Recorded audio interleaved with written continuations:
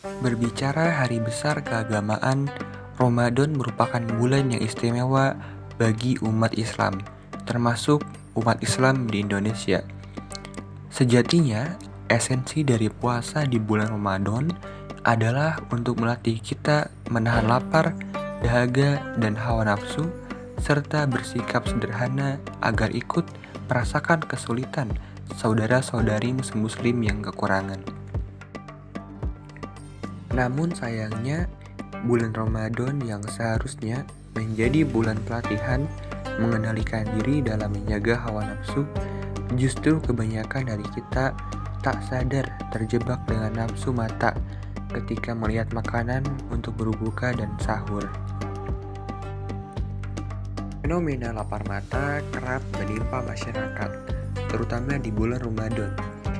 Bingung menentukan makanan apa yang akan disantap ketika berbuka puasa, mengingat semua makanan dan minuman seolah-olah terlihat sangat lezat.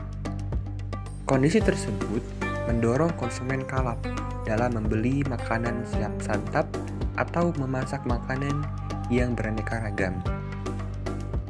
Keyakinan masyarakat yang bisa menghabiskan semua menu tanpa merasa telah menahan lapar sejak waktu subuh hingga maghrib justru sebenarnya adalah bumerang.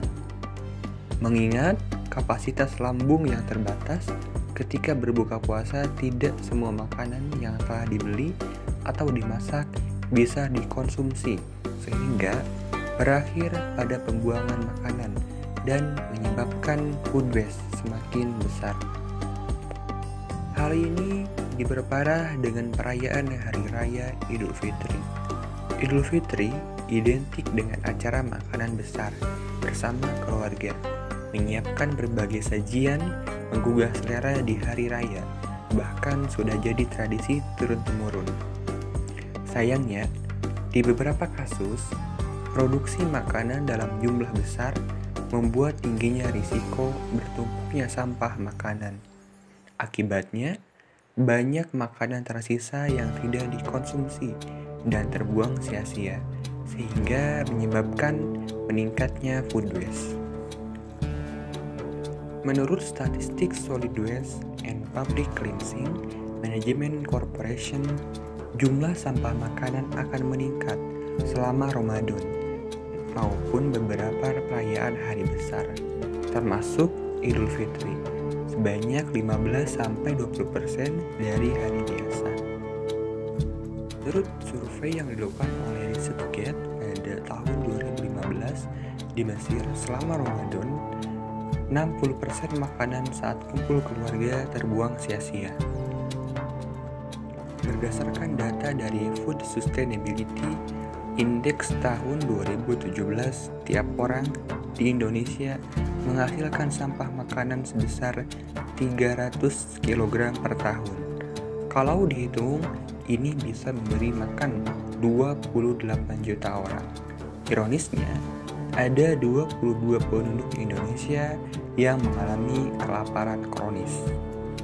Food waste merupakan makanan sisa yang terbuang karena tidak dapat terkonsumsi. Food waste menyebabkan adanya penumpukan makanan di tempat pembuangan sampah akhir. Food waste yang menumpuk di TPA menghasilkan gas metana dan karbon dioksida. Lebih jauh, dua senyawa tersebut tidak sehat untuk di bumi, bahkan berpotensi merusak lapisan ozon yang berfungsi menjaga kestabilan suhu di bumi. Maka, jika kestabilan suhu di bumi menjadi terganggu, hal ini yang menyebabkan terjadinya pemanasan global dan kenaikan permukaan air laut akibat dari mencairnya es di bumi. Seperti yang telah diuraikan pada bagian awal, fenomena kehilangan pangan yang besar di tingkat konsumen terjadi di bulan Ramadan. Momentum pengurangan food waste menjadi sangat tepat dilakukan terutama di bulan Ramadan.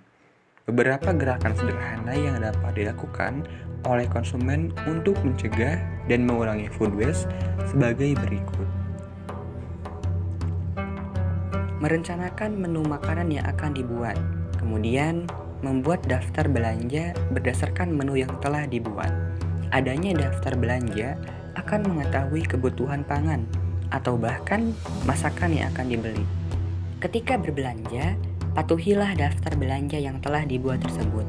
Jika kita membeli bahan makanan di luar daftar belanja tersebut, kemungkinan bahan tersebut tidak terpakai sangat besar dan berujung pada food waste. Susun hasil belanjaan tersebut di lemari penyimpanan berdasarkan prinsip first in first out. Simpan bahan makanan tersebut dalam wadah kecil sehingga ketika dikeluarkan untuk diolah langsung bisa dihabiskan. Siapkan bahan makanan sesuai dengan menu yang telah disusun sebelumnya. Masak makanan sesuai kebutuhan.